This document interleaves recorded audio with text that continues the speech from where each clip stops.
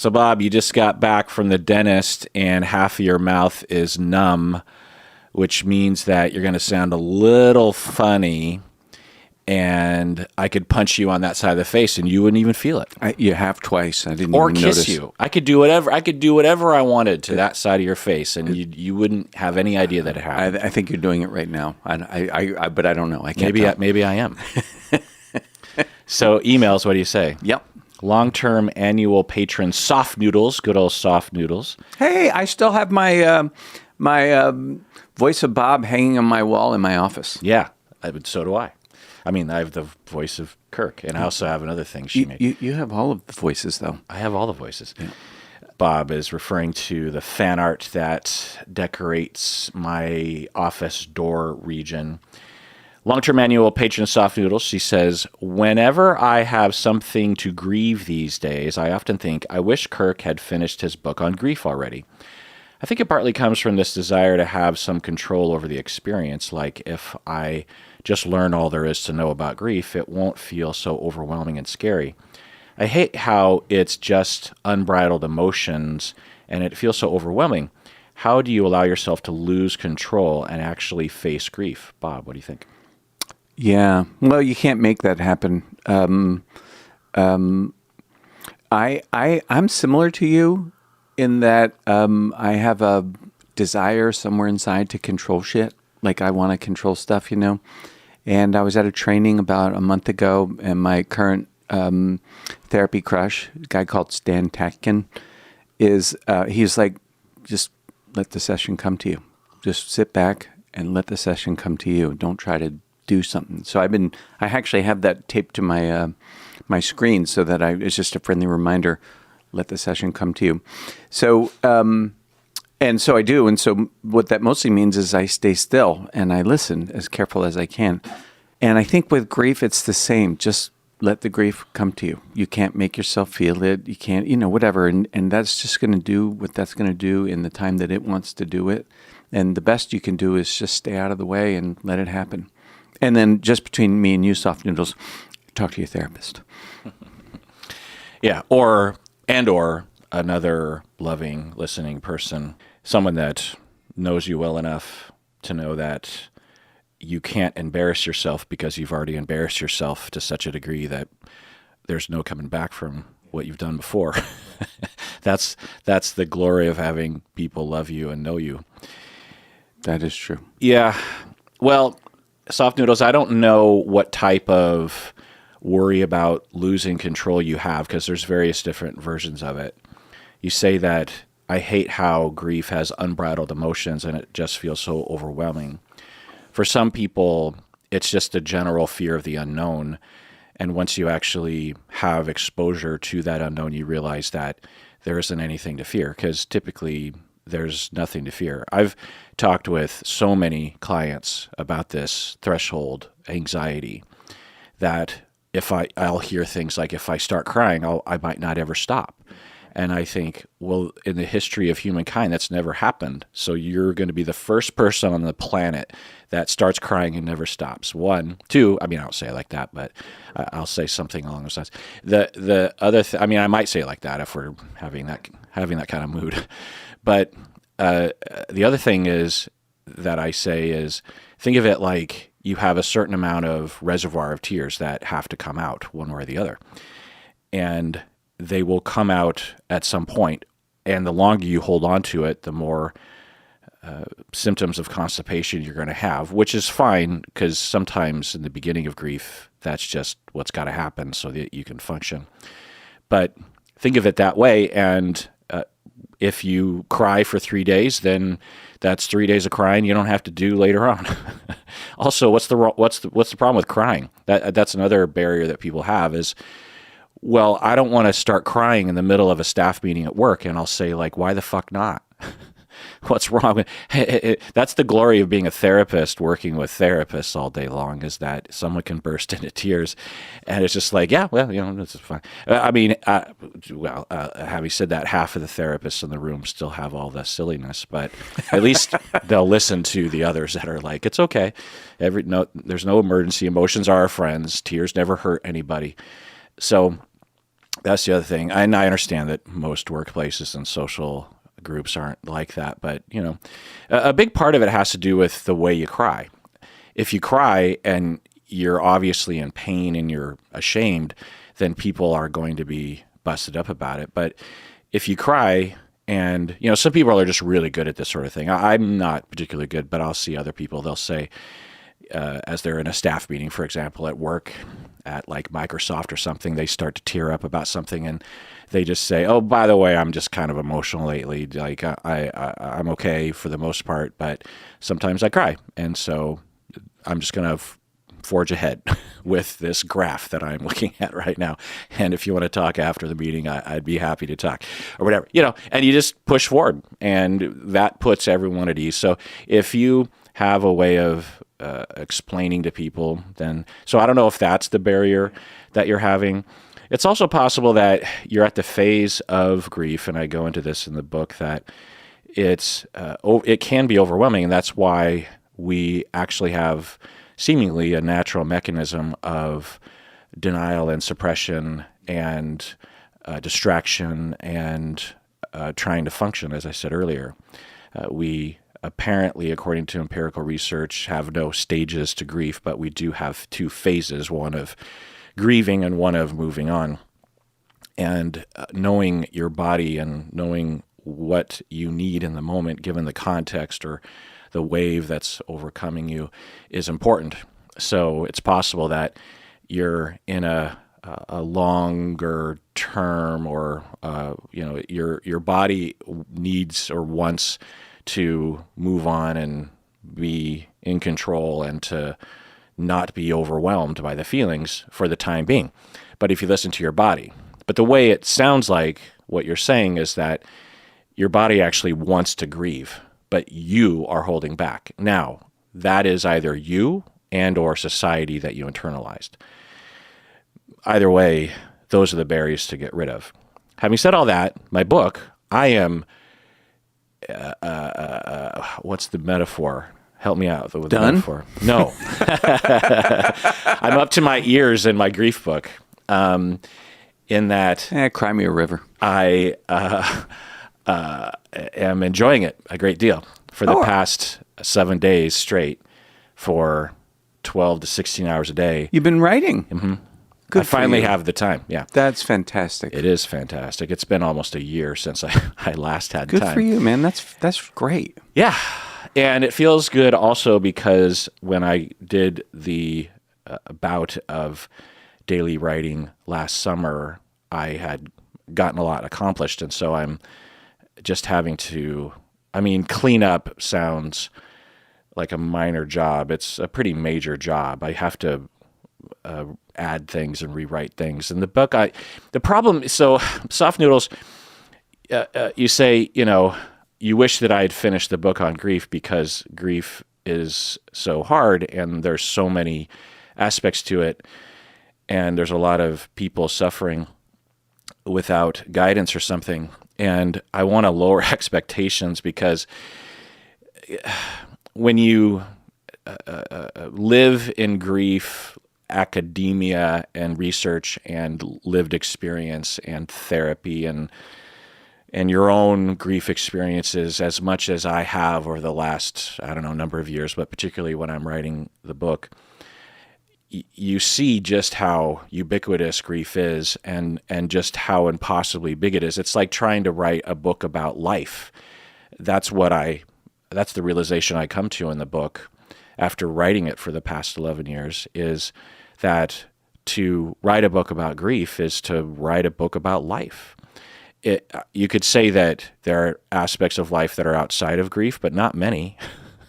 There's just so many things that have to do with grief. Grief involves attachments and hopes and your physical abilities and time passing and children and parents and friends and work and money and the meaning of life and neuronal realities and diet and sleeping and society and culture and tradition and genealogy and systems theory and cognitive theory and psychodynamic theory and internalization and interjection and the way you interact with the self and self-care. Are we getting the Cliff Notes?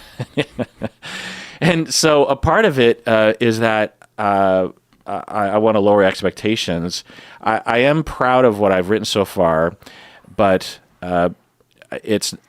there's no way to write and another part of me saying what I'm saying right now is also just a pep talk to finish the book, because I bump up again. I have, literally last night as I was trying to fall asleep after writing the book until 3 a.m, I was in the darkness in bed having ideas of other chapters that I could write. And so I pulled up my phone and jotted down a few notes. Good for you.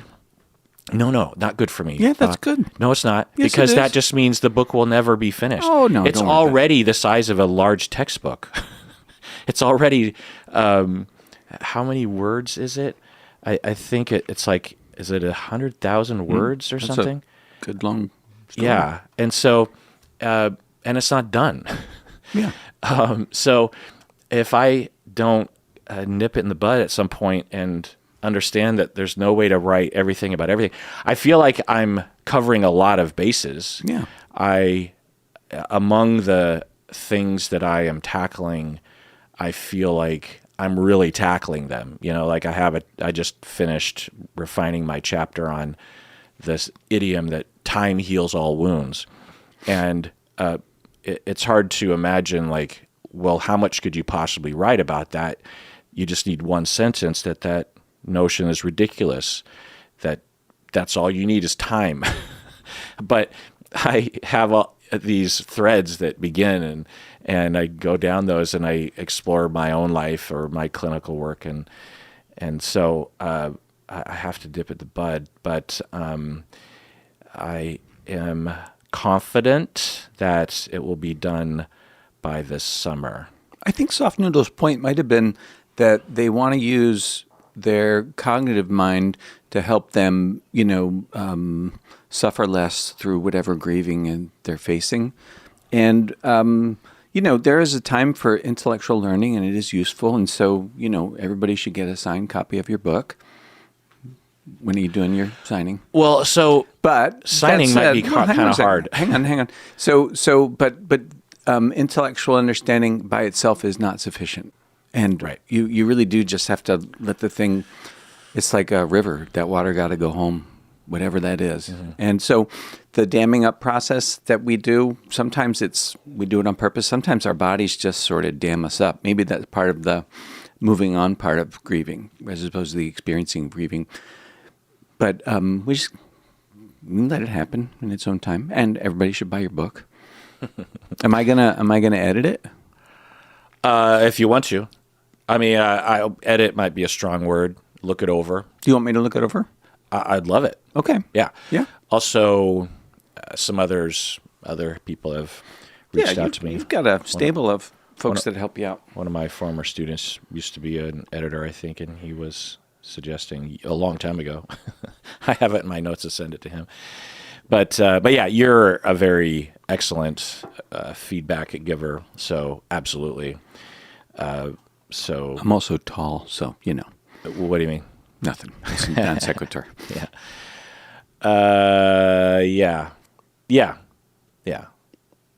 I will say that writing the book and thinking about all this stuff, I can see how books on grief, depending on the topic or the style, can help intellectually, so to speak. Yeah, of course. There's a place. Prime the pump. Absolutely. You know what I mean? Agree.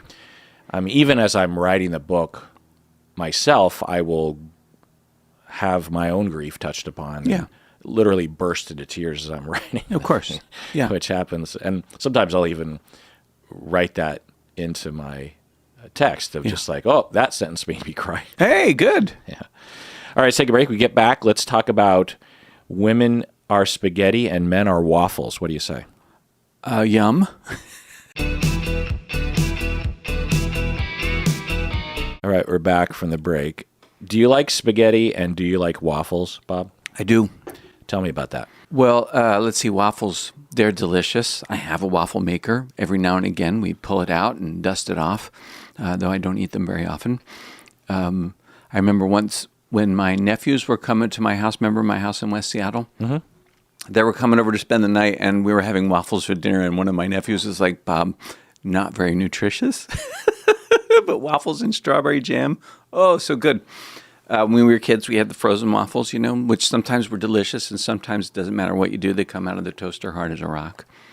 Spaghetti was like, when I was a kid, spaghetti was like a total fucking treat. Like, oh, we're having spaghetti for dinner. That's like awesome. What did you usually have? Oh, like the usual mid-American stuff, like we'd meatloaf or chicken, or my mom would make a roast on a Sunday, or occasionally, like Chef Boyardee, those canned pastas. Sometimes we'd have those. She was the queen of the crock pot. My mom would go to work and she'd put something in the crock pot in the morning and then turn it on and run all day and then come home at night and it'd be finished soup. Sometimes. What did she do for work again? Work for the school or something? No, she worked at first at a state hospital with DD adults who were institutionalized because that was back in the pre-70s. And then after that, she started. She worked in a training center, which was like a vocational center for DD adults of various capacities. Yeah. And your dad did what again? CPA. Oh, that's right, CPA. Yeah. Okay. Yeah. Spaghetti was a treat for us too. Total treat. Japanese Americans put everything over a wall-to-wall bed of thick rice, so we had spaghetti and meatballs on top of rice. Really? You didn't know that? No. You never heard me tell it? Now I wanna. Yeah, beef stroganoff was another dish that my mom made over rice. It was good. The rice soaks up the sauce, and in the spaghetti there would always be moments of us pulling out the bay leaves of our mouths. Oh yeah, very. And as a way to make us feel good about it, my mom would say that meant we were going to have good luck. and then we learned later that my mom bought a bag of dried bay leaves from some co-op or something and didn't realize, because, my parents were very young when they got married, like they basically just right out of high school. And my mom had no idea how to do any housework. She grew up kind of a rich girl in a sense, and also was a younger kid, and so she didn't have to do any of the chores or cooking or anything. And she, the funny story that my mom tells is that soon after getting married, eloping at the age of 19, they're essentially playing house, and my dad had some of his friends over, and it was a hot summer day, and my mom wanted to be the entertainer, the helper, the housewife that helps, and so she got some beer out of the fridge and put it in some mugs and then filled the mugs with ice. Oh, yeah. And then put it on a tray and brought it out and gave it to all the guys. Mm-hmm. And probably so proud. Yeah, exactly. And all the guys were just looking at it like, what's happening? But they didn't say anything until afterwards. My dad was like, so, I don't think we put ice in beer. Next time, just the beer is fine or something. And mom's like, oh, okay. And no need to put it in a bed of rice. Totally fine. Well, don't put it past Japanese to do that. So yeah, but with waffles, I'm not a fan of cake, and waffles is basically just toasted cake, especially when you think about what people put on it. Same with crepes. It's just an excuse to have a massive blast of sugar in the morning, waffles and crepes, in my experience. Now, give me a waffle or a crepe with cream cheese and some bacon or something. Now we're talking. But the whipped cream and the syrup and like it's just like grody to me. But I understand from other people, like Leslie Knope from Parks and Rec, that waffles are beloved. But anyway, why are we talking about them? did you know that women are spaghetti and men are waffles? Oh, right. Listener Laura says, "Dear Kirk and or Stacy and or the barking dogs." Because in my reaction videos, I'll be like, my dogs are barking. Today I had a new therapist explain that women's thoughts are like spaghetti, meaning that women think about a lot of things at once, whereas men's thoughts are like waffles, meaning they can only have one line of thinking at a time. So just chiming in here. First off, I don't understand this metaphor. Well, the first part of it, I guess I understand. Women's thoughts are like spaghetti. So you think of a jumble of different threads, and meaning that women think about a lot of things at once. But then men's thoughts are like waffles, meaning that they can have only one line of thinking at a time. You would think that, like, what's a different food? Like a hot dog, like a sausage. Like men's thoughts are like a sausage, meaning they can only have one line of thinking at a time. Or what's another food? Singular food. Like, yeah, like that matches with the spaghetti jumbled thoughts. Yeah, something singular. Men's thoughts. Like a Charleston chew, I think. That's sure. long and thick. Yeah. Or a single... Sometimes a thought is just a thought, Kirk. Sometimes it's a dick. Going on. My initial reaction was that it sounded quite sexist, and I felt misunderstood, like she was telling me how I think when I haven't explained much about my thoughts yet at all. With a past couples therapist, my partner and I heard the same thing about spaghetti and waffles, which didn't resonate with us much. Now that it's come up again with this other therapist, I'm so curious as to whether this has any scientific basis. I found a book on it, but I didn't see any credible information. It seems odd to me that multiple therapists have told me this with no clear evidence behind the concept. Is this really a thing? I have been listening to the podcast and YouTube channel for years, and I've learned so much. If you do get a chance to see this email, I just want to thank you for making such a difference in my life. Sincerely, Laura. So, Bob, are women like spaghetti and men like waffles? I have no idea. I don't care for the metaphor either.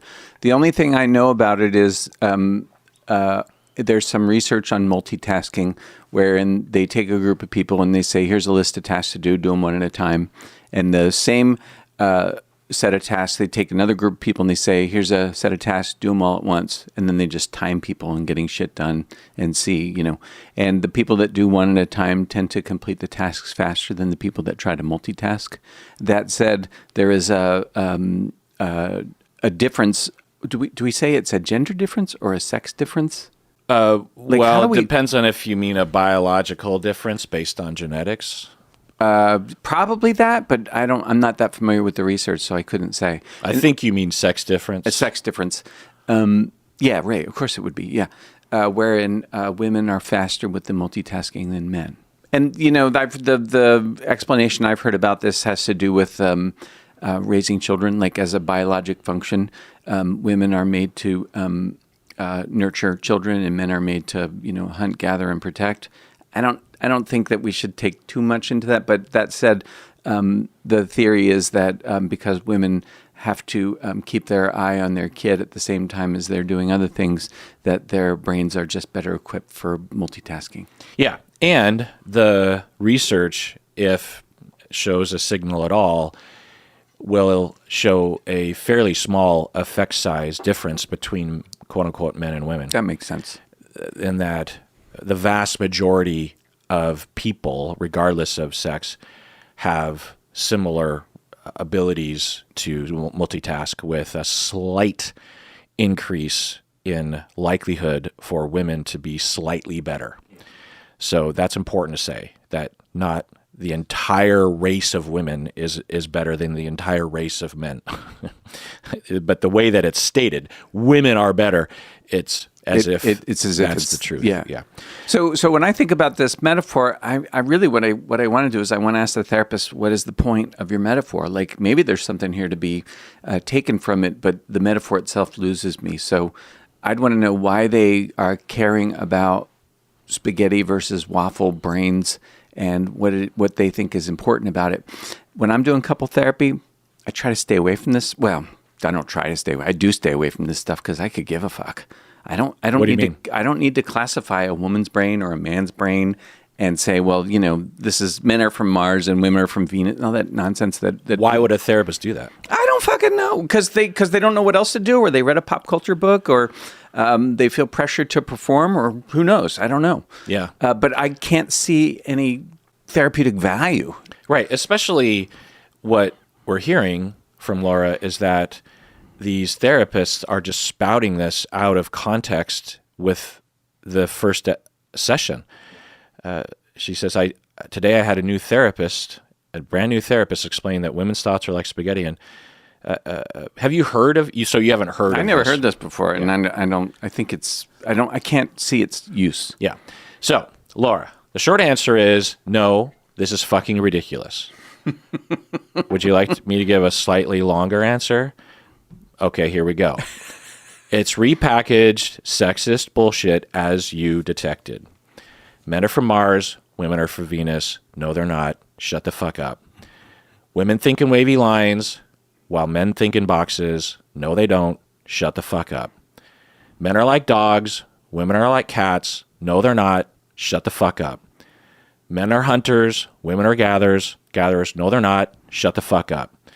Men are like microwaves, women are like crock pots. No, they're not. Shut the fuck up.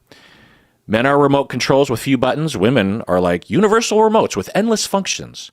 No, they're not. Shut the fuck up. Men are like brick walls. Women are like spider webs. What does that even fucking mean? Shut the fuck up. Men are like logical computers. Women are intuitive artists. Oh my God, shut the fuck up, you goddamn stupid ass therapists who look at TikTok too much. Shut the fuck up. It's so tired and non-scientific, as you detected, Laura, and thank God you detected that. It drives me fucking nuts. The one time that I literally fell out of my chair, unironically, during a reaction video 5 years ago, I was watching 90 Day Fiancé, and Ash, who I later interacted with, and he's a nice fella from Australia, I believe. He was giving a lecture about, he's not a clinician, he's not a scientist, he's not a physician, he doesn't know what the fuck he's talking about, as evidenced. He had a 90-day fiancé. He had he was the 90 days. Actually, a local woman from Linwood, just north of Seattle, was engaged to, or I think it was before the 90 days, meaning that they're dating from abroad with the plan on getting engaged.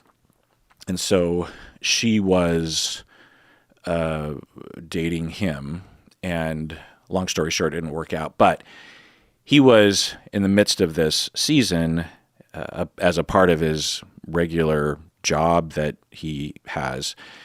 He was giving a lecture to a bunch of young women about the differences between men and women. And this was the first time that I'd heard that stupid ass metaphor that women think in wavy lines and men think in boxes, or something like that. And as he was talking on this reality TV show, because usually reality TV, 90 Day Fiancé, it's about communication and dating and will they, won't they, and attachment styles of stuff. This is the first time where I'm literally watching a pseudoscientific lecture as a man talks to a bunch of women about bullshit he knows nothing about. And it's not a foreign notion that he's tapping into, you know? Yeah, and right. As I was watching it at the beginning, I was cringing and reacting, and then watching a little further, I'm just like, oh my God. And then a little further, I'm like choking myself. And then a little later, he says something, and I literally fell out of my chair. I was just like, oh my God, shut up. It is not just wrong and stupid and tired and old, but it's sexism repackaged. And you will have people of all genders and all sexes promoting these notions, and it pigeonholes. It's just flat out wrong. It's used to oppress. it reinforces ridiculous notions, and it's awful. Now, if you want to say that you and your wife have two different styles, like my wife is like spaghetti and I'm like waffles, fine. You're not generalizing to 8 fucking billion people on the planet. You're not making some stupid ass claim about biology that doesn't exist. Ugh. Now, why would someone spout this? I don't fucking know. But therapists are humans, and they have a range of intelligence and critical thinking and know-how regarding what TikTok videos to watch and which ones not to watch. But this goes way before TikTok. I mean, Men Are From Mars, Women Are From Venus, that book was, what was his name? Gray or something? John Gray or something. That book was so popular. It was, I think Oprah had him on dozens of times. I don't quote me on that, but he was mainstream. Remember, that was a mainstream I do notion. remember that. Did you ever read it? Fuck no. It's stupid. I have a signed copy. I even knew that when did that book come out when I was in high school? I knew that was bullshit back then. Yeah. I don't know if it was me being half Japanese in an all-white community, but these kinds of pigeonholings have always annoyed me. I even, at the toxic masculine age of 16, resented the way that I was expected to act because I was a male. Like at Thanksgiving, I remember as a teenager seeing all the men in the TV room watching football and all the women in the kitchen cooking for Thanksgiving. And that annoyed me, even though I wanted to watch football. Well, you like football. I do. Yeah. But I'm like, I don't want to be fucking pigeonholed. I'm pigeonholed as a Japanese American, so I refuse. And so I would go into the kitchen. And then I learned that's where all the good conversations were happening, and I liked, and that's where the food was. Now, am I a golden god of eschewing toxic masculinity? Absolutely not. I participated in it. I was swimming in it. Still am to some extent. So there's that. But this sort of thing has always driven me nuts because it often will pigeonhole men in ways that play into notions that literally cause men to die early because it supports the notion that men are not emotional. They shouldn't have emotions. They don't want to talk about their feelings. Biologically, they're not complicated. They're simple. They just need to have their simple, boyish fun, and everything will be okay. Whereas women are allowed to have complicated feelings, to have nuance, to have complication, to have ups and downs, to be messy. Men are not allowed. I mean, just let's read these again. Men are from Mars. Women think in wavy lines, men in boxes. Men are like dogs. Women are like cats, meaning like men are simple. And if you pet them, then they're fine. Whereas women are more allowed to be reticent when they don't feel safe. And when they finally do feel safe, then they'll warm up to you. As if men don't have that need. Men are hunters, women are gatherers. That one's silly on its face. Men are like microwaves, women are like crock pots. I'm not really, that's like fast or slow. And also, a lot of these metaphors, I think, just have to do with the history of heterosexual sex. That since sex was considered the realm of men and women were supposed to let it happen to them, women, in traditional senses and over time, not so much anymore, but still remaining to some extent, sex is something that happens to them, and so they don't take the reins because they'd be a slut if they were going to do that, and plus no one guided them on anything. And so, for them, sex and getting revved up takes a while because they're not taking the reins, and the men don't attend to it.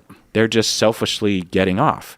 So when you watch it from the outside or you're experiencing it from the inside, it's like, oh, men don't need any revving up. Men don't need any whining and dining. Men don't need any it's funny that as a man, I can't even think of the foreplay. I can't even think of the word foreplay. Men don't need foreplay. Women need foreplay. No, everyone needs foreplay. It's just that traditionally men do the foreplay that they want, or they have certain mental foreplays that they engage in because they are allowed to do that, whereas women are not. You know, Even the concept of foreplay is PIV heterosexist. Penis and vagina heterosexist. 'Cause Right. It implies that there's play, but this is the foreplay. Right. Everybody, it's all sex. Yeah. Do what you like. Yeah. Sometimes the fore is the post, and the post is the fore, and sometimes the mid doesn't even happen. Anyway, so whereas when you actually start doing science, you see that when everyone, regardless of gender and sex, are allowed to be themselves and feel safe and are listened to and are voicing, then generally speaking, people have the same level of engine revving and speed or slowness or preference. People, human beings, want sensuality. They want to feel safe. Oh, it's nice to hear you say it. They want to get off, generally speaking. They want to, bond. It doesn't fucking matter what genitals you have that you're born. Humans are humans in this way, and these notions are fucking annoying because, and it's also sexist against women because it describes women as like the men are brick walls, women are like spider webs. I think that's a metaphor of that they're sensitive, right? Men are like brick walls. They let things bounce off of them, but they're also hard, so they don't let things. Women are soft; they listen, but things stick to them because they're too sensitive. They're weak. You know, it's all fucking stupid. Yeah, it is pretty. That dumb. men are logical computers, women are like intuitive artists. The amount of times that I don't hear this anymore so much in my circle, but growing up, I certainly did. Men are logical, women are not, and this is just so stupid. The truth is that men gossip as much as women do. If you just actually pay attention, I mean, they might gossip about different topics, but like sports or something. Oh yeah. But there's a good possibility that men are gossiping about the exact fucking shit as women do, and also men overthink and ruminate and are sensitive just as much as women are. There's no scientific basis that that 4 billion people have a tendency over another 4 billion people on the planet. Women try to fix problems just as much as men do. Yeah. Believe me. In fact, one of the things that I noticed in graduate as a professor is that it's mostly women students, but I found that the men students that I had were more able to cry without apologizing than women were. And that surprised me, because you would think that it would be the opposite. But I think that women, due to worries of being labeled as sensitive and weak and on their period or something, that they will have to really try to prove themselves that they're professionals, whereas men walk in with a privilege of already seeming professional, like already a clinician. And so anyway, regarding heterosexual couples or even among lesbian couples, I will see the same rate of women who don't listen, who don't know how to communicate well, who try to fix problems instead of actually just letting people talk. It's not a men or women thing. It's a human being thing. Men are just as emotional as women are. In fact, often more so because they're not allowed to be emotional and they have a lot of built-up emotions. So because of the oppression on men, emotion-wise, they sometimes are more sensitive and more fucked up, more complicated, more like spaghetti. Men want attachments just as much. Men value deep, intimate friendships just as much. Men and women both need to feel comfortable in order to have sex. That one drives me fucking nuts. I'll see sex educators, researchers saying bullshit that like men are they'll fuck anything. We're just walking boners. It's often women, by the way. I'll just put that out there. It pisses me off. I don't see a lot of men sex educators talking this way. The women sex educators that know would never say anything like this. But I'll hear this, that, men don't just fuck any. Well, yeah, again, due to the way that in general men and women are socialized sexuality-wise, then men start off in general with much more comfort from an early age with their own sexuality and with sex. Not extremely comfortable, but relative to women, more comfortable, more taking the reins, more selfish, so to speak, and are in more control. And so they're, in general, more able to enjoy themselves. So yeah, they on average will look like inherently men are just more comfortable and don't need to feel safe. I'm telling you that one, there are women out there that will have sex at the drop of a hat without needing to feel particularly safe with people. There are plenty of women that are like that, plenty of women that aren't like that.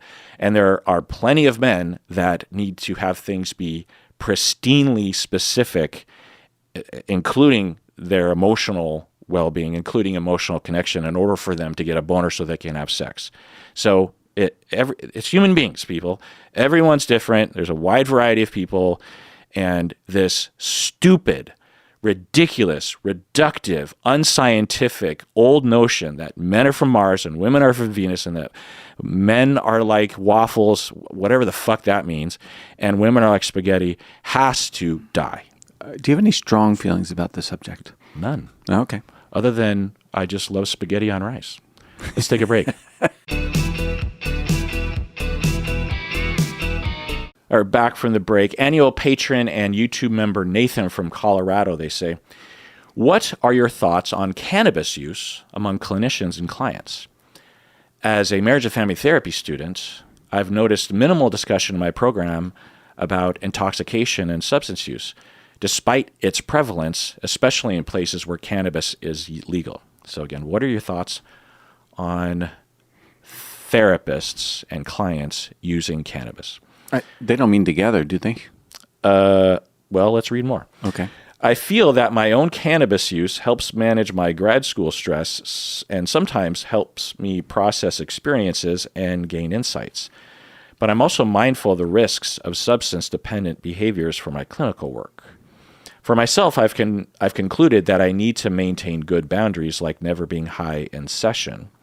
However, I wonder about clinicians who use cannabis medically throughout the day or clients who may use it before sessions. Have you encountered this in supervision? How do you address it when training new clinicians? Thanks for reading. Bob, what do you think? I don't think therapists should be high when they're doing therapy on any substance. So, yeah, good. That's a good policy. With regard to clients coming under the influence, I have two feelings. One is that's probably not a good idea. And the other is it's not my session, somebody else's session. So if they want to come high, that's their business. That might be worth talking about, though, given that what's its function, what led the person to using in advance of a session. Does it have to do with anxiety or, who knows what, right? But that's worthy, just like anything else, of talking about. There's a part of this question that has to do with the impact of substance use on the human brain. I don't really know much about that, so I would imagine, though. Well, me, it's all couples. So the first thought that comes to mind is, does the partner have a problem with the person's use, whatever that happens to be? Then that's probably something worth talking about. But beyond that, if it's not interfering in social occupational functioning, I don't really pay much attention to it. So, have you had clients who were in session high, either noticeably or telling you? Yeah, that happened recently.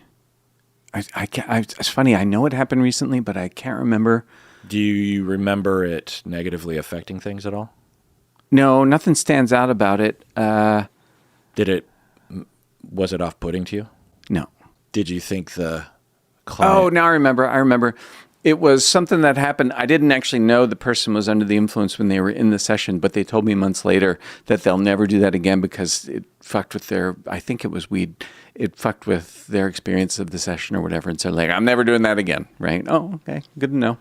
But I think if somebody was high in a session, I would just ask about it if I knew. But I'm probably not the best detector of such a thing. So yeah. So the reason, Nathan, why you haven't heard about it much in your program is because in a lot of ways our field of psychotherapy is still stuck in the 80s and among the Reaganite notion of just say no and the moral panic, particularly around weed. even though for the most part, experts, we've moved way beyond that thinking, obviously. The answer to your question is that it depends as you're identifying. But in our field, we tend to have this real black and white way of thinking of just, if you bring this up among, this is just my anecdotal experience among therapists, you'll get an extremely simplistic, what I would consider to be a safe. It's the same way that people talk when ethical questions arise among even some ethics professors. When in doubt, just say no. That's the answer, because they don't want to come across as a proponent of a problem, Just say no to what? Either any ethical dilemma or drug use. Oh, if your client's using, you mean? Yeah. The fact is that it depends on outcomes.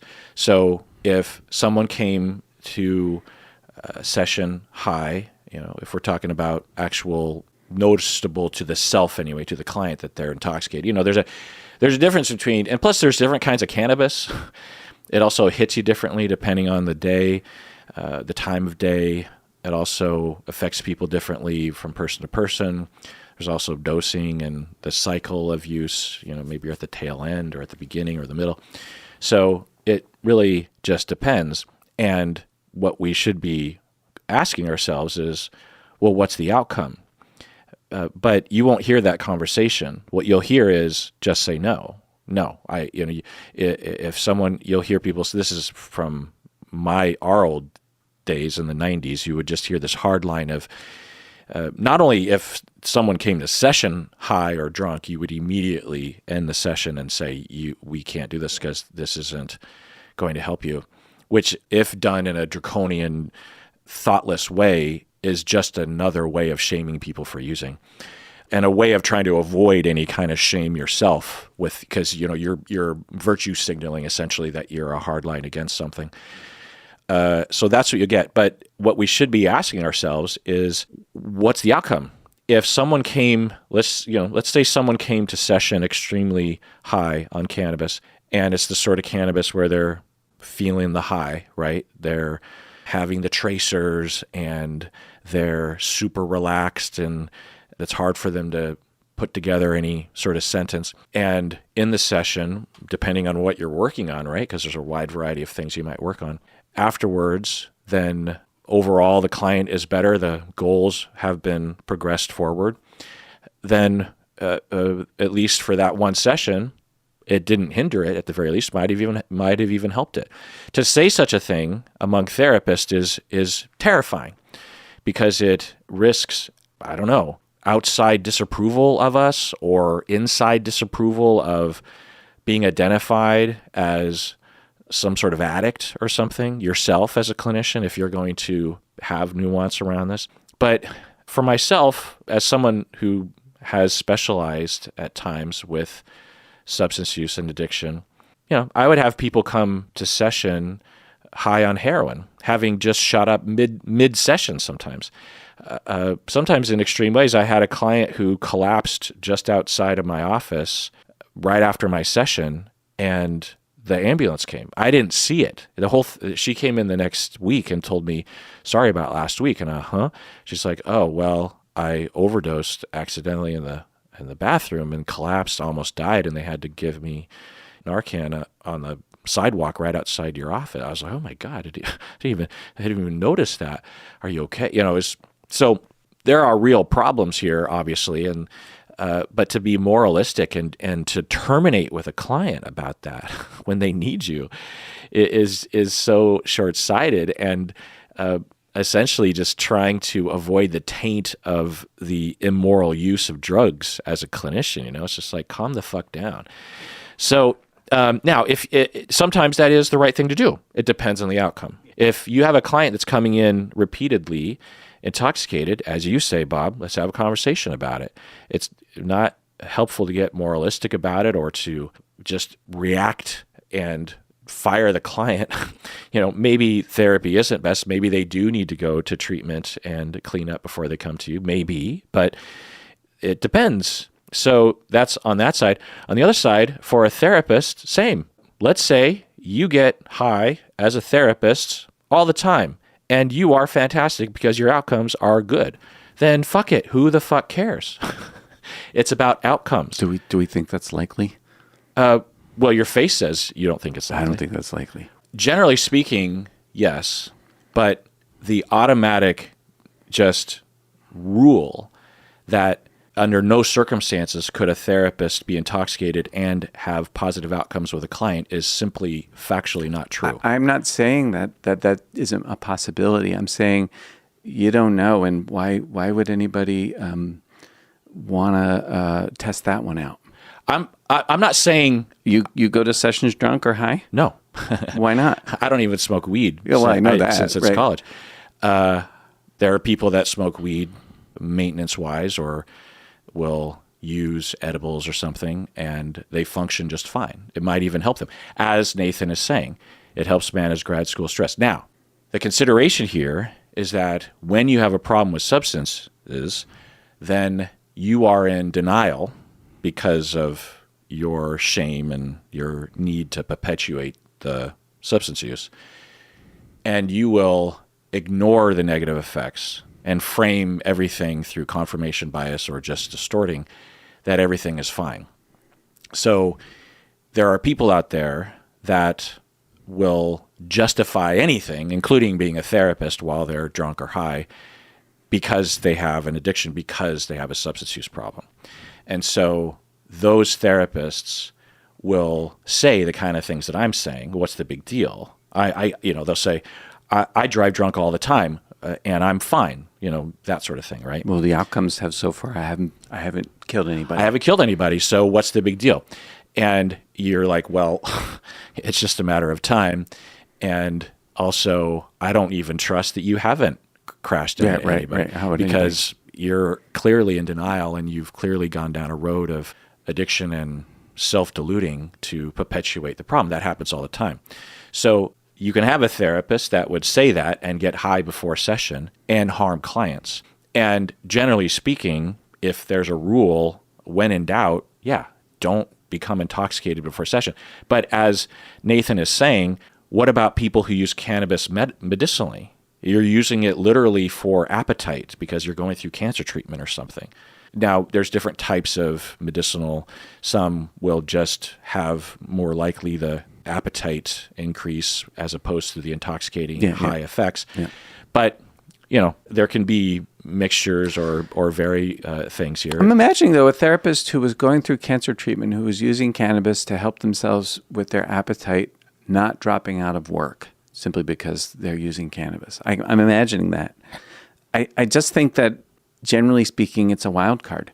Mm-hmm. And I'm not in favor of playing a wild card.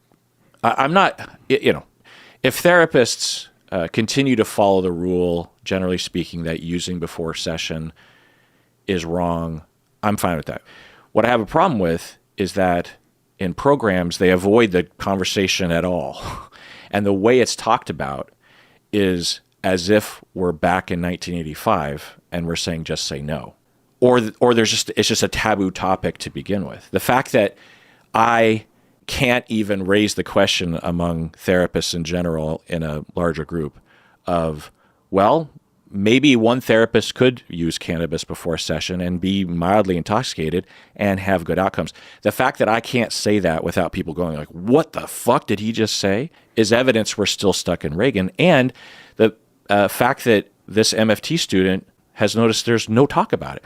He uses cannabis. There's probably a lot of he's in Colorado, Washington State. We were at the forefront of legalizing it. Yeah. There are probably a lot of classmates of theirs who are using cannabis to some level, right? Yeah. And sometimes might use cannabis and find themselves able to function as a student.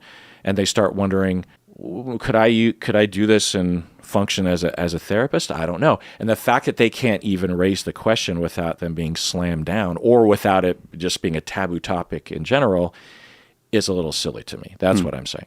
Mm-hmm. You're thinking about it. Yeah, I'm thinking about it. And I wonder if there's a way to discourage a behavior without shaming somebody. Like if that was my student, I would discourage that behavior, but I wouldn't want them to feel ashamed for asking a question. What if they thought that it was possible for them to function as a therapist having used cannabis earlier that day? If I'm their supervisor, I've got a problem with that. Since I am legally responsible for what a student would do if I'm their supervisor, yeah. If they want to experiment with that, I don't want it to potentially impact my license and my ability to practice, particularly in a world that is draconian. So in other words, if a client sued them because they were high and some ethical agency or some lawyer is coming at me saying, well, did you know this was happening and why didn't you do anything about it?